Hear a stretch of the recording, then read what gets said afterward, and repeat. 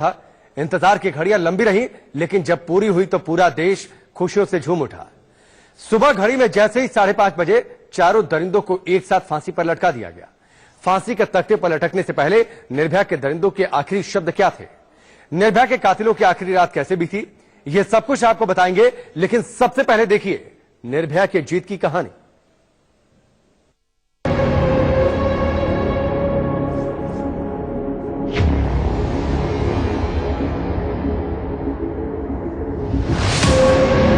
आज एक बच्ची को इंसाफ मिला।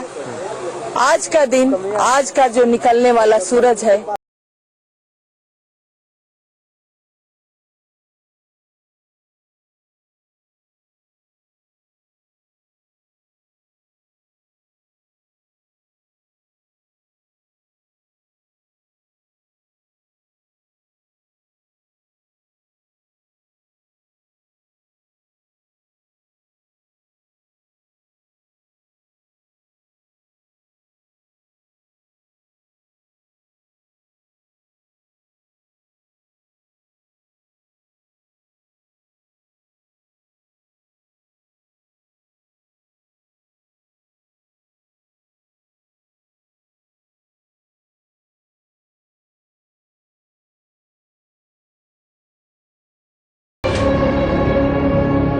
लंबे संघर्षों के अंधेरे पथ से इंसाफ का उजाला है निर्भया।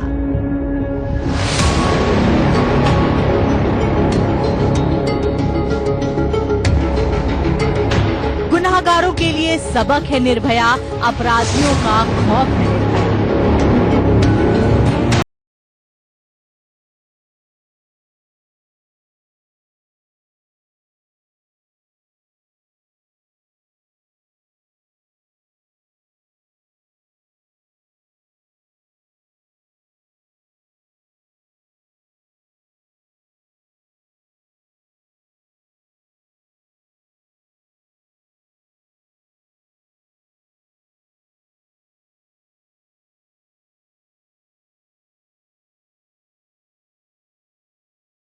आखिरकार निर्भया जीत गई। निर्भया के साथ पूरा देश भी जीता।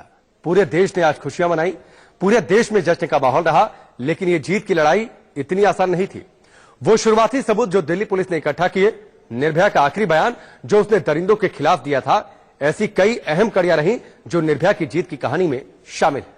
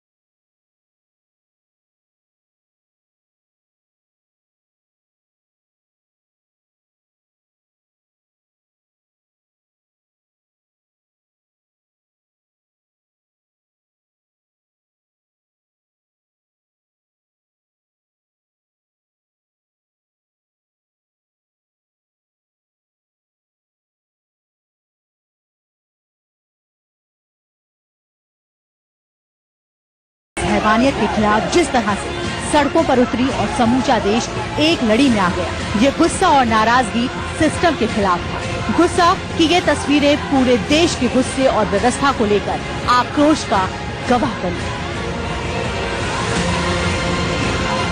पिछले 7 सालों से निर्भया के माता पिता ने बहुत तकलीफें झेली, कभी इस कोर्ट तो कभी उस कोर्ट। तरह तरह के पैंतरेबाजियों के जरिए दोषी फांसी की सजा से बचते रहे, लेकिन कब तक बचते रहे? आखिर एक दिन उनके गुनाहों का हिसाब तो होना ही था, और वो हिसाब का दिन था 20 मार्च। सुबह सूरज उगने के साथ चारों दोषियों को फांसी की सजा दे दी गई।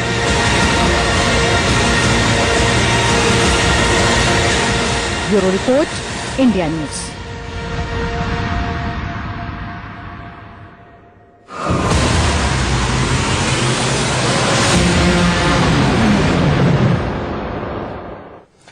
फांसी के तख्ते तक पहुंचना इतना आसान नहीं था। देश का कानून हर अपराधी को अपनी बात कहने का पूरा मौका देता है। निर्भया के केस में भी ऐसा ही था। हर बार कानूनी दांवपेच एक पहाड़ की तरह इंसाफ के बीच में खड़ा हो जाता, लेकिन इस पहाड़ से भी टकराने की हिम्मत किसी में थी तो वो थी निर्भया की मां। निर्भया की मां के हौसले के आगे हर मुश्किल कम साबित हुए। सुनिए हमारे सहयोगी आशीष सिन्हा से केस कैसे अपने अंजाम तक पहुंचा। को आज ठीक सुबह 5:30 बजे तिहाड़ जेल में फांसी पर लटका दिया गया। लेकिन क्या ये इतना आसान था? बिल्कुल नहीं। इसके पीछे एक लंबी कहानी थी, एक संघर्ष की कहानी, एक मां की, एक पिता की। आज निर्भया के चारों दोषी फांसी पर लटके तो उसके पीछे एक बड़ी वजह निर्भया की मां की वो फाइट है जो आज इस मुकाम तक पहुंची कि अपने बेटी के हत्यारों को उन्होंने फांसी के तख्ते तक पहुंचा दिया। दरअसल निर्भया की मां ने अगर पटियाला हाउस कोर्ट में अर्जी दाखिल ना की होती तो ये इतना मुमकिन नहीं था, इतनी जल्दी सब कुछ हो जाता ये कहना संभव नहीं है। क्योंकि मई 2018 में सुप्रीम कोर्ट की 3 जजों की बेंच, जिसकी अगुवाई जस्टिस दीपक मिश्रा कर रहे थे, उन्होंने निर्भया के चारों दोषियों की याचिका जो दिल्ली हाई कोर्ट के खिलाफ उन्होंने दाखिल की थी खारिज कर दी थी। लेकिन तकरीबन 1.5 साल तक इनमें से किसी ने भी पुनर्विचार याचिका सुप्रीम कोर्ट में दाखिल नहीं की। इसी बीच निर्भया की मां पटियाला हाउस कोर्ट जाती हैं और वो पटियाला हाउस कोर्ट से डेथ वारंट जारी करने की मांग करती हैं। दरअसल नियम ये कहता है कि इस मामले में जांच एजेंसी, तिहाड़ जेल प्रशासन या फिर दिल्ली सरकार को पटियाला हाउस कोर्ट जाना चाहिए था, लेकिन उनमें से कोई नहीं गया। पटियाला हाउस कोर्ट गया तो उसकी मां गई, उसके पिता गए और उसके बाद मामले की सुनवाई पटियाला हाउस कोर्ट में शुरू हुई। शुरुआत में 1 महीने तक ये तय नहीं हो पाया कोर्ट में कि आखिर इस मामले की सुनवाई कौन से जज करेंगे। निर्भया की मां लगातार कभी इस कोर्ट से कभी दूसरे कोर्ट में भटक रही थी पटियाला हाउस कोर्ट में। लेकिन जब मामले की सुनवाई शुरू हुई, जब मामले ने रफ्तार पकड़ा, उसके बाद चीजें बदल गई। दोषियों को आनन फानन में पुनर्विचार याचिका सुप्रीम कोर्ट में दाखिल करनी पड़ी और सुप्रीम कोर्ट ने पुनर्विचार याचिका खारिज कर दी।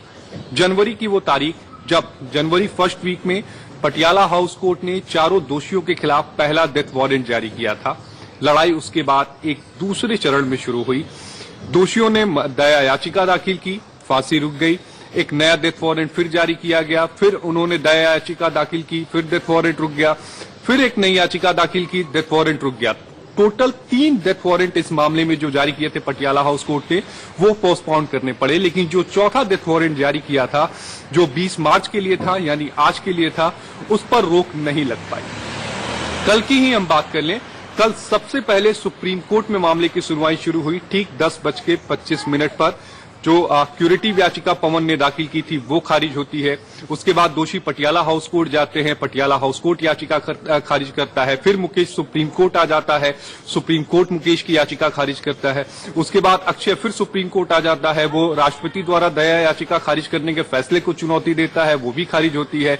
फिर उसके बाद रात में दिल्ली हाईकोर्ट जाते हैं, निचली अदालत के फैसले को चुनौती देते हैं। तकरीबन 12 बजे के करीब दिल्ली हाईकोर्ट याचिका खारिज करता है। उसके बाद फिर यह मामला सुप्रीम कोर्ट में रात को जाता है। सुप्रीम कोर्ट आज सुबह ठीक 3:31 पर याचिका खारिज करता है। कल निर्भया की मां पूरी रात भटकती रही। कई बार मुझसे पूछा कि क्या होगा, मैंने कहा भरोसा रखिए, अब इनके पास कोई लीगल रेमेडी नहीं है, मुझे नहीं लगता इनको राहत मिलेगी। लेकिन फिर भी वो परेशान थी। 3:31 पर जब सुप्रीम कोर्ट इनकी याचिका खारिज करता है, तब निर्भया की मां मुझसे पूछती है कि क्या अब फिर ये कोई याचिका दाखिल कर देंगे क्या आशीष? मैंने कहा नहीं, अब इनके पास कोई लीगल रेमेडी नहीं है, वो याचिका दाखिल नहीं करेंगे, आप आराम करिए। उन्होंने कहा मेरी आंखों में नींद नहीं। ठीक 5:30 बजे जब दोषियों को फांसी पर लटकाया जाता है, 5:40 पर निर्भया की मां का एक मैसेज मेरे पास आता है जिसमें वो कहती हैं कि अब मेरी बेटी को इंसाफ मिल गया। निर्भया के दरिंदों को फांसी के तख्ते तक पहुंचाने में कुछ सबूत बेहद अहम साबित हुए। मोबाइल फोन, पर्स, घड़ी, ये सब पुलिस ने एक एक करके जुटाया और अदालत में इसे पेश किया। पुलिस ने दरिंदों को कैसे पकड़ा, कैसे सबूत जुटाए, आपके लिए ये जानना बेहद जरूरी है। निर्भया के 4 दोषियों को फांसी पर लटका दिया गया, मौत भी हो गई, यानी निर्भया को लगभग 7.25 साल के बाद इंसाफ मिल गया।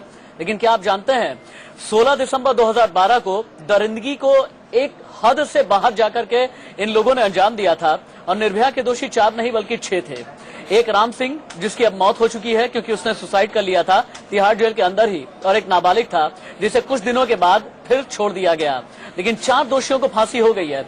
लेकिन 16 दिसंबर 2012 की उस रात को इतनी ज्यादा शराब इन 6 के 6 आरोपियों ने पी रखी थी कि इन्होंने जम करके लूटपाट भी मचाई थी। और सिर्फ ऐसा नहीं है कि निर्भया या फिर उसके दोस्त को ही लूटा था, बल्कि राम आधार नाम के एक शख्स को भी लूटा था उस दिन, उस रात इन लोगों ने।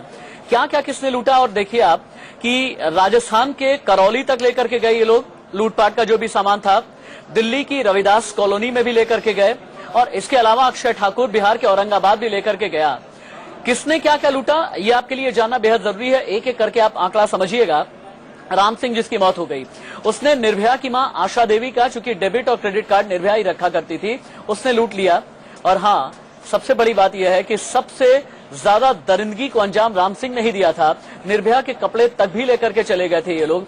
बाद में उन्हीं कपड़ों के जरिए बस को पोंछा गया, जो खून के निशान थे कपड़े के जरिए ही मिटाए गए और बाद में वो कपड़ा जला दिया गया।